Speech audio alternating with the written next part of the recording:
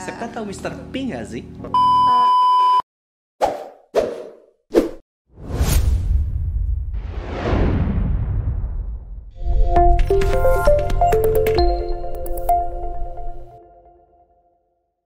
Assalamualaikum warahmatullahi wabarakatuh. Halo, selamat pagi sahabat Umuhani. Apa kabarnya hari ini? Semoga dalam keadaan sehat dan baik pastinya ya. Sebelumnya perkenalkan, nama saya Septa Elisa. Di sini saya sebagai Duta AirAsia Umuhani tahun 2020.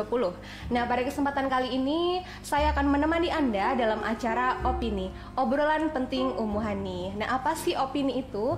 Opini merupakan salah satu program AirAsia Umuhani yang mana kita akan memberikan informasi maupun edukasi kepada sahabat Umuhani semuanya. Nah, di sini kita sudah menghadirkan narasumber kita. Yang pertama, karena opini ini merupakan perdana ya. Nah, narasumber yang pertama kita adalah Dr. Agus Puji Mayarso, spesialis obstetri and ginekologi. Selamat pagi, Dok. Pagi. Ya, apa kabarnya hari ini? Alhamdulillah baik, Mas Septa. Dok, ini tema kita kali ini adalah kesehatan reproduksi. Nah, masyarakat semuanya, terutama sahabat Umuhani ini pengen tahu bagaimana sih cara menjaga kesehatan reproduksi, kemudian apa sih kesehatan reproduksi itu? Bisa dijelaskan sedikit informasinya, Dok?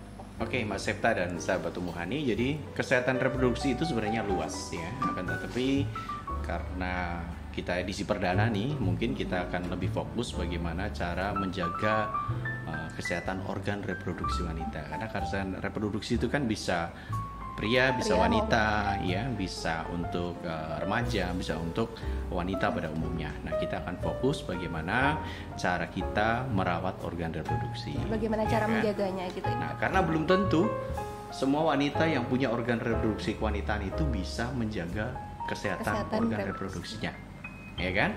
Nah, bagaimana sih tipsnya merawat organ reproduksi itu yang benar? Ya, pastinya secara umum sebenarnya mungkin sudah tahu ya, akan tetapi mungkin perlu kita review lagi. Jadi, yang pertama bahwa seorang wanita itu mestinya harus mampu menjaga kebersihan.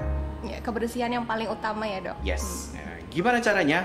Nah, misalnya tiap hari ya, bagaimana cara menggunakan toilet itu penting juga.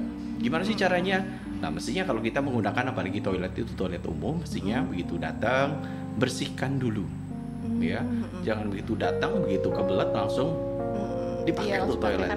Padahal kita nggak ngerti sebelumnya yang pakai siapa. Bisa jadi tertular penyakit-penyakit yang tidak diharapkan.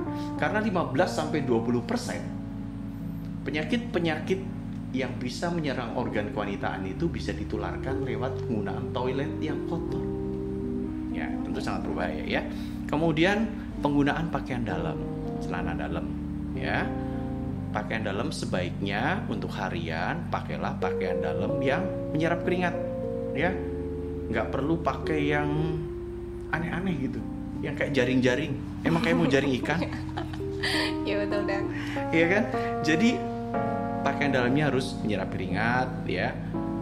Kemudian apa? Kemudian sering ganti. Ya, jangan sampai celana dalamnya sehari ganti sekali. Udah gitu side A, side B, side C lagi, side D lagi, dibolak-balik. Oh ya. iya.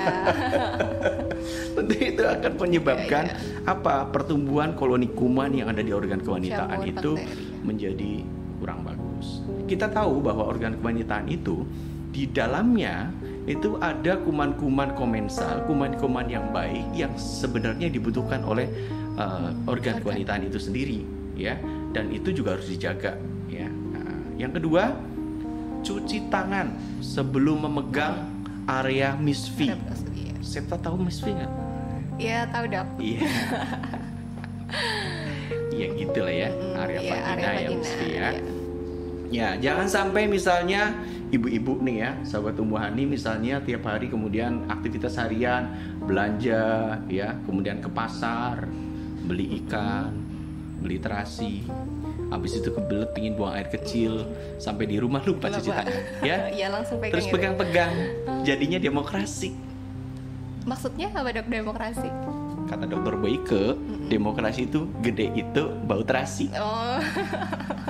Oh iya, Dok. Nggak aneh, nggak jadi aneh gitu. Mestinya, ya memang organ kewanitaan itu mestinya nggak perlu bau wangi, gitu kan? Mestinya karena di situ banyak kuman komensal yang sifatnya basah, mestinya emang agak asam. Ya, Emang harus jadi ya harus asam dan itu harus dijaga keasamannya. pH-nya itu antara 4,5 sampai 5 lah. Ya, jadi ya agak asam-asam dikit. Dan asam itulah yang ngangenin mestinya, gitu ya. Nah, jadi bukan yang bau wangi, tapi yang asam-asam. bukan ya, yang kecut-kecut sedap gitulah, gitu ya. Oh, iya. Ya, sahabat Umuhani oke. ya. Nah, jadi gitu ya. Kemudian perhatikan juga cara membersihkan atau cara cebok. Hati-hati ya, arah airnya itu harus dari depan ke belakang. Ya, kalau sekarang sering ya kita jumpai mungkin di fasilitas umum di hotel-hotel mewah gitu ya. Sering ada toilet yang menyediakan alat untuk membersihkannya itu ya. Itu kan dari belakang ke depan. Itu hati-hati. Oh, iya. Apalagi mohon maaf misalnya habis buang air besar kemudian membersihkan air yang depan. Nah, salah-salah malah justru kotoran masuk yang ya. di belakang masuk ke depan. Ya, padahal kita tahu kotoran di belakang itu adalah berisi bakteri Escherichia coli, bakteri pembusuk. Jadinya nantinya justru bau busuk. Kan gak enak gitu ya. Iya. Mestinya bersihkannya dari depan ke belakang. Kemudian bagaimana sih penggunaan sabun pembersih misalnya? Nah, sabun pembersih ini juga harus hati-hati ya. Bukan pakai sabun colek. Oh iya dong. Bukan pakai apa itu yang buat pembersih lantai, bukan lah ya. Saklin. Mestinya sabun pembersihnya ini adalah sabun yang punya pH agak asam, netral lah lebih bagus gitu ya. Kayak sabun bayi itu netral, ya kan? Nah, itu lebih aman ya. Jadi tidak mengganggu kuman-kuman baik yang ada di organ kewanitaan, gitu ya. Kemudian sebenarnya organ kewanitaan adalah suatu organ yang sangat luar biasa, yang sebenarnya itu bisa membersihkan diri sendiri. Hanya perlu dijaga kebersihannya, ya, dan perlu dibasuh dengan air mengalir dan bersih. Jadi nggak perlu pakai misalnya berendam di air sirih, ya. Itu nggak perlu ya dok? Nggak perlu. Atau berendam dengan sabun yang mengandung daun sirih, daun kejibeling, ya enggak lah gitu. Kenapa? Karena sebenarnya bisa membersihkan diri sendiri gitu. Dan jangan salah, daun sirih dan sebagainya itu kan mengandung alkohol lemah. Kita tahu bahwa alkohol itu sifatnya desinfektan. Itu akan mematikan semua kuman. Nah, jangan-jangan malah kuman-kuman baiknya yang ada di organ kewanitaan jadi mati. Kalau mati, maka yang menggantikan adalah kuman-kuman yang ada di luar, kuman-kuman yang ada di septic tank belakang yang berisi bakteri pembusuk. Nantinya jadi bau busuk. Jadi salah ya. Jadi masyarakat yang dibilang baunya kayak peceren, rasanya kayak durian tuh salah. Mestinya baunya kayak kecut-kecut sedap gitu ya. Bukan kayak peceren gitu ya. Oke. Kemudian penggunaan pembalut. Ya, kita sering tahu bahwa kadang ada iklan juga tuh. Hati-hati penggunaan pembalut mengandung pemutih dan sebagainya. Ya nggak? Ya, bahaya. Pakailah pembalut tertentu misalnya. Yang bebas pemutih, hati-hati juga, gitu kan? Karena kita tahu lah bagaimanapun juga pembalut yang beredar itu ya mestinya sudah ada izin edarnya, sudah diizinkan oleh BP POM dan sebagainya. Asal ada itu aman, gitu kan? Oh ya. Yang penting lagi pembalutnya itu mesti nggak boleh pakai parfum. Nggak boleh wangi malah ya, Nggak dok. boleh wangi. Kemudian nggak boleh berbau tertentu, misalnya yang bau mentol tuh ya. Oh iya. Emang kalau Yang ada gatal-gatal yang bau dingin-dinginnya mentol kan itu ada kan ya, Dok? jadi enak gitu ya rasanya Ada ya. yang dingin juga tuh, Dok. Dingin ya. Yang kulin gitu. Pakai kulkas gitu ya. Oh iya. Mestinya Iya, Dok. enggak dong ya. Mestinya enggak. Oke. Kemudian juga usahakan pembalutnya tidak merubah pH. Kalau yang ada mentolnya, ada parfum, yang ditakutkan adalah merubah suasana lingkungan di organ kewanitaan itu. Jadinya apa? Itu tadi terganggunya kuman-kuman baik yang ada di sana, ya. Dan jangan pernah termakan dengan iklan. Tidak ada pembalut yang bisa mengobati sakit di organ kewanitaan, apalagi bisa mencegah kanker. Tidak ada ya, Dok? Nggak ada. Hoax Kanker gitu ya, itu Dok? disebabkan oleh hal lain. Ya, kalau misalnya kanker mulut rahim itu kan oleh HPV tipe 16-18. Nah, itu caranya lain, bukan dengan pembalut. Ya, maka dari itu kita harus cerdas ya.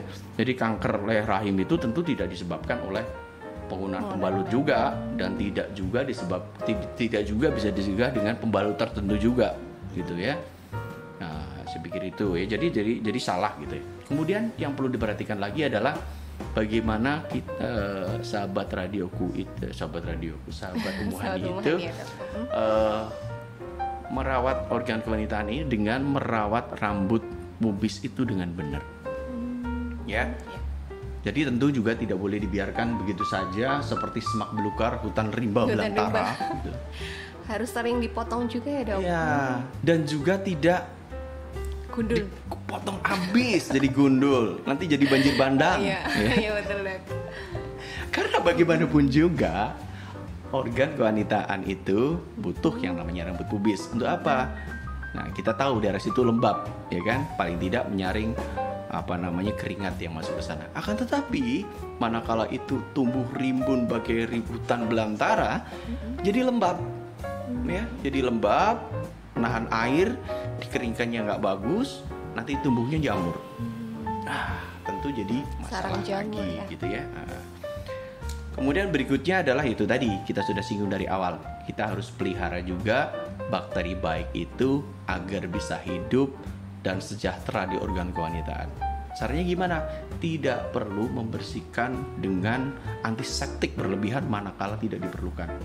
Ya, kalau membersihkan sendiri, apalagi ngobatin sendiri, manakala ada keluhan organ kewanitaan yang tidak bisa dibersihkan dengan air bersih saja, maka konsultasilah dengan tenaga kesehatan, dengan dokter, dengan bidan yang sudah punya kompetensi untuk menangani itu, ya kan? Terus jangan sembarangan juga masukin benda asing tuh ke dalam. Masuk nggak? Iya. Ya, kita mungkin kan juga obat atau obat lah atau sekarang kan banyak juga beredar tuh yang katanya bisa bikin keset. Ya kan? Bisa bikin lebih sempit. Nah, yang kita tahu ternyata isinya apa tuh? Isinya tawas. Ya, tawas itu kan memang nyerap air dari sekitar dan organ kewanitannya jadi agak bengkak. Nah, seolah-olah memang jadi agak sempit. Keset, iya. Akan tetapi apa? Jadi mudah luka. Karena apa? Bengkak, mudah luka saat hubungan seksual, tidak menikmatin tentunya. Ya, nanti luka-luka kecil malah justru sangat berbahaya dan membahayakan bagi yang punya organ kewanitaan itu sendiri, ya. Itu. Jadi mestinya sahabat Umuhani harus lebih jeli, ya. Sekarang bagaimana merawat organ kewanitaan itu dengan baik, ya, jangan termakan dengan iklan-iklan tertentu. Jadi kalau nggak ngerti, tanya dan baca. Nah, itu biasakan seperti itu. Harus tahu ilmunya ya, Dok, sebelum menggunakan.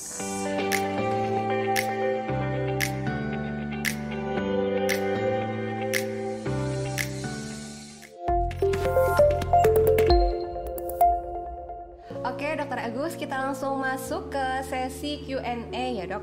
Nah, dari kemarin kita sudah memberikan kesempatan kepada sahabat Umuhani untuk memberikan pertanyaan melalui media sosial RSCA Umuhani. Nah, dari banyaknya pertanyaan tersebut, kita sudah memilih-milih nih, Dok, yang sesuai dengan tema kita kali ini. Kita sudah memilih 3 pertanyaan yang memang terbanyak ditanyakan dan memang sesuai dengan tema kita kali ini. Langsung saja kita langsung ke pertanyaan yang pertama ya, Dok. Oke. Ya, saya bacakan dulu.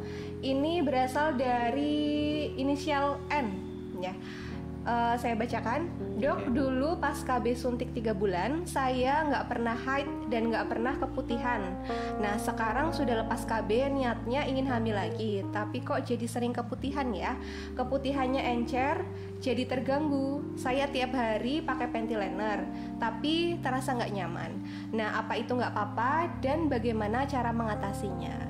Ini akseptor KB 3 bulan yang sudah berhenti ingin hamil lagi tapi keputihan. Itu gimana? Oke, iya, untuk sahabat Umuhani, untuk Ibu N ya di Purbalingga. Oke, baik. Jadi keputihan itu banyak dikeluhkan memang dan sebabnya macam-macam ya. Salah satunya memang mungkin pada akseptor KB gitu ya. Kita tahu bahwa akseptor KB 3 bulanan itu kan pada durasi waktu tertentu itu memang tidak menstruasi. Dan kadang-kadang efek yang muncul itu jadi berat badannya agak bertambah. Jadi gemuk. Keluhannya itu ya, Dok. Ya. Nah, kemudian gemuk biasanya akan jadi lembab terjadi keputihan. Atau bisa juga saat dia sudah berhenti ber-KB, maka tubuh akan merespon kenaikan hormonal, ya kan. Kemudian dari kenaikan itu juga bisa mengakibatkan kelembaban yang ada di daerah organ kewanitaan. Ya, prinsipnya sebenarnya kalau itu bisa diatasi dengan tadi yang sudah kita uraikan, bisa menjaga kebersihan, ya, kemudian cara menggunakan toilet yang benar, ya, tidak buru-buru bahwa itu menjadi satu masalah, ya tidak masalah. Jadi keputihan itu manakala tidak berbau, tidak gatal, warnanya tidak hijau, merah, ya, kental, itu tidak apa-apa.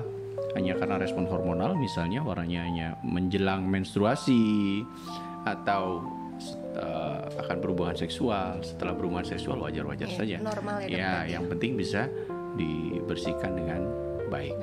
Ya.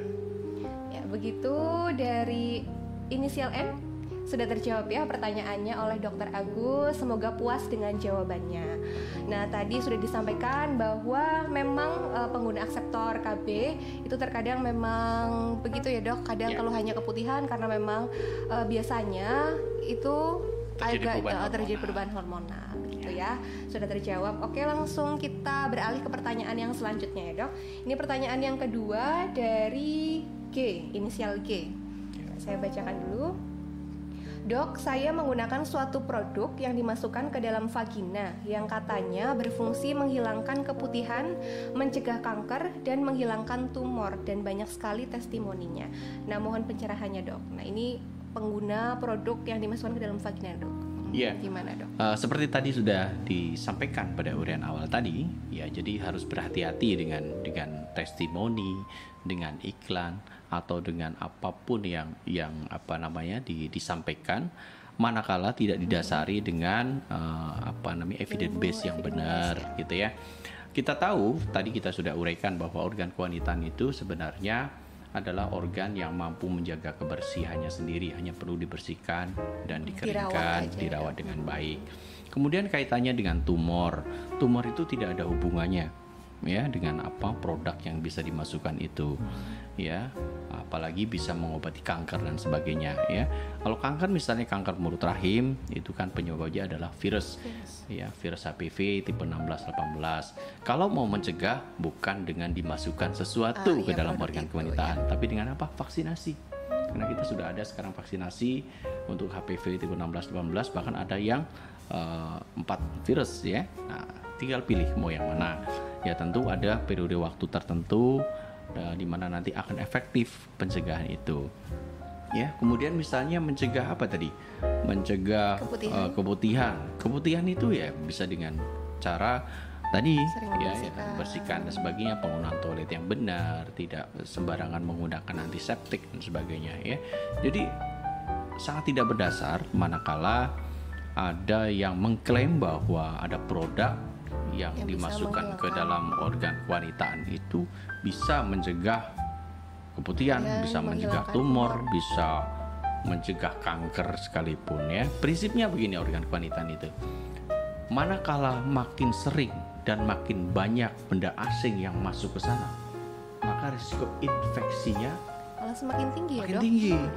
Contohnya, mohon maaf, misalnya pada wanita tunasusila misalnya, kan makin banyak tuh yang masuk ke sana, yang masuk tuh makin baik, ya. Ya, tentu resiko untuk infeksinya juga makin rentan, gitu ya.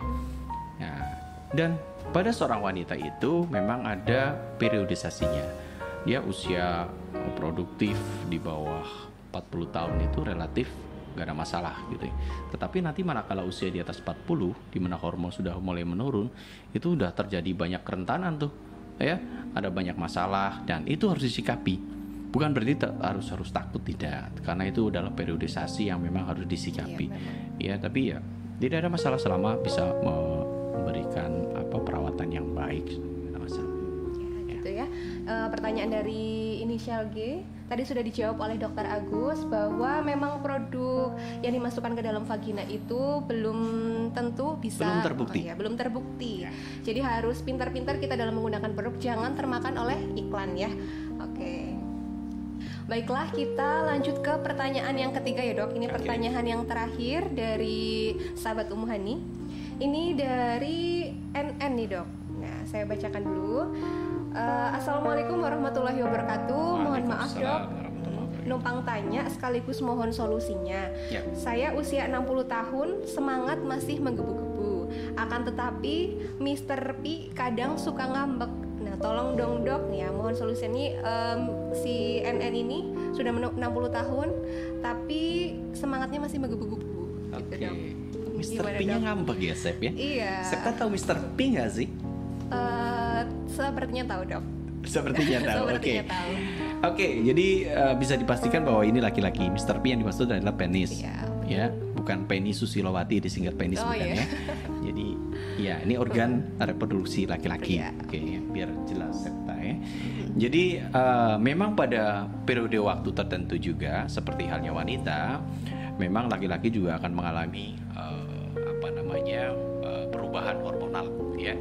Seperti halnya wanita begitu ya. Jadi apalagi apabila ternyata laki-laki tersebut memiliki penyakit penyerta lain, misalnya diabetes, ya hipertensi, atau penggunaan obat tertentu, Merokok gitu kan? itu juga bisa, Merokok juga bisa. Maka bisa dipastikan, apalagi ini seumur 60 tahun, tapi luar biasa loh, 60 tahun masih menggebu-gebu, ya kan? Iya, luar biasa, ya. Belum tentu juga, ya bisa seperti itu terus, gitu kan? Nah, itu adalah kejadian yang disebut dengan disfungsi ereksi. Ya, disfungsi ereksi itu ada beberapa tahapan ya. Ada yang gangguannya itu ereksinya hanya sebentar aja. Ya, hanya sebentar aja, habis itu gak semangat lagi, ngambek kayak tadi tuh ya. Iya. Nah, ada juga yang bisa ereksi tapi tidak cukup untuk mempertahankan hingga hubungannya tuh selesai. Di tengah jalan berhenti deh, ya kan? Pasangannya ngamuk-ngamuk tuh biasanya. Oh, seperti kata lainnya ejakulasi dini gitu dong. Bukan, beda lagi. Beda lagi. Ntar Septa ya. Atau yang satu lagi adalah sama sekali tidak bisa ereksi. Ya. Kalau analoginya kan nggak seperti jari tangan kita ini. Nah, kalau usia kurang dari 20-an kan jempol tuh ya. Wih, mantap nih begini ya. Ya. 20-30 tahunan. Cuma 30 tahun ke atas sudah mulai begini, Septa. Ya. Ini 30 tahun ke atas. Iya, 40 mulai begini. Ya, udah 60 udah begini. Iya kan? Beda ya dok ya. Juga beda. Semakin bertambah umur, semakin menurun kualitas. Ada lagi yang mengatakan bahwa usia 20 tahun itu pandangan hidup. Maksudnya gimana? Baru dok? mandang udah hidup. Oh gitu. Iya kan? Oh iya. Iya. Baru mandang udah hidup. Iya, kalau usia udah 40 ke sana, mungkin sudah harus perjuangan hidup. Diperjuangkan untuk hidup. Oh, diperjuangkan untuk hidup. Yang ciloko kalau udah 60 tahun lewat, jadi kenangan hidup. Jadi kenangan Terkenang hidup. pernah hidup, gitu kan? Itu masalah tuh ya. Iya. Nah, terus bagaimana mengatasinya? Tadi tanya gitu kan? Iya, bagaimana Mengatasinya solusinya tentu ya? ya solusinya adalah berdasarkan pada penyebabnya. Ya, karena pada laki-laki itu penyebabnya bisa macam-macam. Ada loh usia 20 tahunan, 30 tahunan itu sudah nggak bisa ereksi, bisa juga. Faktor apa misalnya? Faktor psikis. Oh, psikis juga. Psikis bisa. pengaruh. Misalnya istrinya galak. Oh, itu mempengaruhi juga dok. Bisa, ya kan? Udah mau gitu galak, udah langsung halo, apa kabar gitu kan. Jadi nggak bisa lagi gitu kan. Nah, kalau masalahnya psikis tentu harus dicari masalahnya, akar masalahnya apa gitu kan, dikomunikasikan. Ini masalah komunikasi bisa jadi ya, atau masalahnya adalah misalnya diabetes ya. Kalau masalahnya diabetes ya tentu diabetesnya harus diobati dengan benar ya. Jadi jangan sampai disfungsi ereksi ini diserambah uyah terapinya. Dengan apa? Dengan obat-obatan yang dijual di pasaran tuh misalnya. Kan banyak iklannya obat tuh ya. Kuat, Obat gitu ya, kuat dok. gitu kan. Pakai Biar semen. tahan lama gitu ya dok. Pakai semen. Pakai semen. Iya, kokoh tak tertandingi. Tanpa ini ya dok. Iya, nggak bisa begitu. Jadi harus dicari masalahnya. Jadi ada yang kemudian menggunakan obat tertentu terus jadi bilang gini, dok, saya jadi ketagihan. Kenapa kok ketagihan? Artinya masalah dasarnya belum teratasi. Ya, kalau bisa juga sih seorang yang misalnya disfungsi ereksi misalnya karena diabetes menggunakan preparat obat tertentu bisa. Tapi mau sampai kapan? Ya Iya, kan? dok. Manakala penyebab dasarnya tidak teratasi, maka ya pasti tidak juga bisa untuk mempertahankan ereksinya dengan tujuan seperti waktu 30-20 tahun gitu kan, nggak mungkin. Jadi gitu harus ya. masalah utamanya yang diatasi dulu ya dok. Ya betul. Ya, masalahnya harus diatasi, dan manakala itu sudah ketemu ya konsisten ya. Jadi yang perlu diperhatikan adalah bagaimanapun juga kesehatan dasarnya. Ya, seorang laki-laki juga perlu memperhatikan kesehatannya. Jangan sampai nanti usia 30 udah mulai berat badannya sudah nggak tercapai. Ya kadang-kadang laki-laki itu tidak cukup keperkasaannya diukur dengan apa? Dengan otot yang kuat. Kadang-kadang kan ya memang diperhatikan dengan kemampuan dia untuk berhubungan seksual dengan baik dan benar. Itu ya, dengan tanpa keluhan yang berarti ya. Jadi penyebab dasarnya apa? Manakala penyebab dasarnya itu sudah diketahui, maka pasti ya akan teratasi secara umum ya. Jadi jangan pernah karena pengen instan misalnya ya, dia menggunakan obat-obat yang tidak bisa dipertanggungjawabkan, termakan iklan dan sebagainya. Itu sangat berbahaya, ya kan? Tahu ya, Septa ya? Iya, sedikit tahu dok. Ya walaupun belum pernah ya kan dok, tapi tahu lah ya informasinya. Ya begitu ya dok. Jadi itu jawaban dari Dokter Agus mengenai masalah dari inisial NN tadi nih dok. Ternyata itu berkaitan dengan disfungsi ereksi. Nah dari Dokter Agus ada yang mau ditambahkan? Ya, sebenarnya untuk disfungsi ereksi sendiri ya, seorang dokter manakala mengetahui ada disfungsi ereksi mungkin juga akan memerlukan beberapa pemeriksaan yang akan dilakukan ya. Setelah dilakukan pemeriksaan fisik, manakala memang secara fisik tidak diketahui ada masalah-masalah lain, maka biasanya akan dilakukan pemeriksaan laboratorium. Kenapa? Karena pada seorang laki-laki yang apalagi kita di usia 60 tahun ya, kadar testosteronnya mungkin saja sudah mulai menurun. Nah, ya, maka biasanya untuk mengetahui apakah memang seperti itu akan dicek tuh kadar testosteronnya berapa. Ya. Itu juga bisa mempengaruhi itu ya dok. Yes. Manakala misalnya sudah diketahui penyakit dasarnya sudah diobati, sembuh nih, teratasi gitu ya. Misalnya diabetes sudah teratasi, kemudian testosteronnya sudah normal, kok tetap nggak bisa lagi? Ya itu kenapa ya dok? Padahal semangatnya masih menggebu-gebu gitu ya. Ya tentu bisa dipikirkan dengan cara lain. Misalnya apa? Divakum. Divakum tuh. Ya pakai aplikasi vakum, digedein. Nah jadi gede kan? Nah, jangan dibayangkan. Oh iya gitu dok. Oh ya saya belum paham dok ya. Oke. Di vakum kok gagal juga misalnya, maka terpaksa dipasang implan penis. Ya tentu kalau implan penis itu permanen sifatnya. Oh iya, tapi ya, itu jadi nggak bisa dilipet-lipet ya, gitu ya. Jadi ya segitu aja. Oh gitu segitu aja. Ya. Jadi agak susah ngemasnya nantinya. Ya tapi kan itu terpaksa manakala memang diperlukan seperti itu. Itu tahap-tahapan yang sudah sangat akhir ya. Untuk apa? Untuk 60 tahun yang semangatnya masih menggebu-gebu. Manakala sudah diatasi semua masalah kok tetap nggak bisa gitu. Jadi ada tahapannya. Maka itu sahabat Umuhani, manakala terjadi disfungsi ereksi, maka cobalah kalau tidak bisa mengatasi sendiri, berkonsultasilah dengan dokter yang kompeten ya, dengan ya. Untuk dia dilakukan pemeriksaan, didiagnosis yang betul pada tingkat mana masalah yang timbul. Manakala jadi itu tidak sudah salah penanganan ya dok. Jadi jangan salah penanganan dan jangan termakan iklan-iklan yang tidak bertanggung jawab. Salah-salah malah terjadi masalah yang lebih berat. Disfungsi ereksinya jadi permanen. Ya, resiko lain ya dok. Semangat sih menggebu-gebu, tapi ternyata kenangan hidup.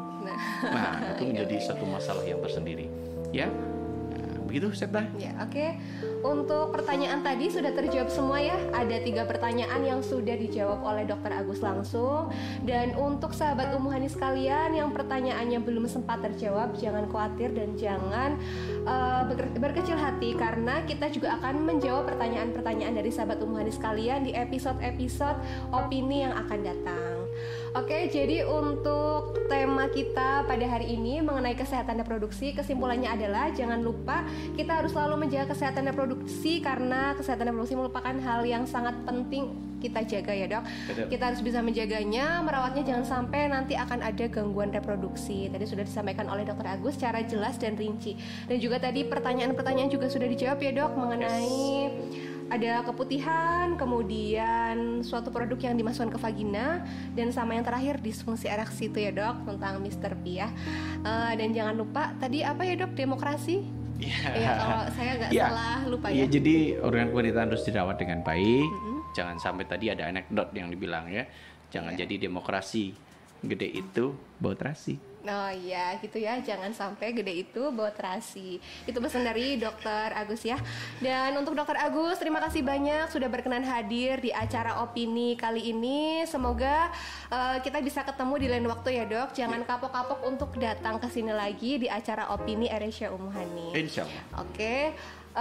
Jangan lupa untuk teman-teman yang ada di rumah, jika ada pertanyaan ataupun saran mengenai opini kita yang akan datang, ide-ide ataupun usul, silakan langsung sampaikan saja di media sosial kami, Instagram maupun YouTube ataupun DM Instagram, atau bisa juga kirim ke nomor WA yang ada di bawah ini. Oke, untuk sahabat Umuhani, jangan lupa like, comment, subscribe, and share video ini agar bermanfaat untuk kita dan orang yang ada di sekitar kita. Dan jangan lupa agar Anda tidak ketinggalan oleh video-video yang akan di-share oleh YouTube channel Umuhani, jangan lupa nyalain tombol lonceng notifikasinya. Saya Septa Elisa dan Dr. Agus mohon undur diri. Mohon maaf apabila ada kata-kata yang kurang berkenan. Sekian dari kami. Selamat melanjutkan aktivitas Anda. Eresya Umuhani, melayani selayaknya keluarga. Wassalamualaikum warahmatullahi wabarakatuh. Waalaikumsalam warahmatullahi wabarakatuh.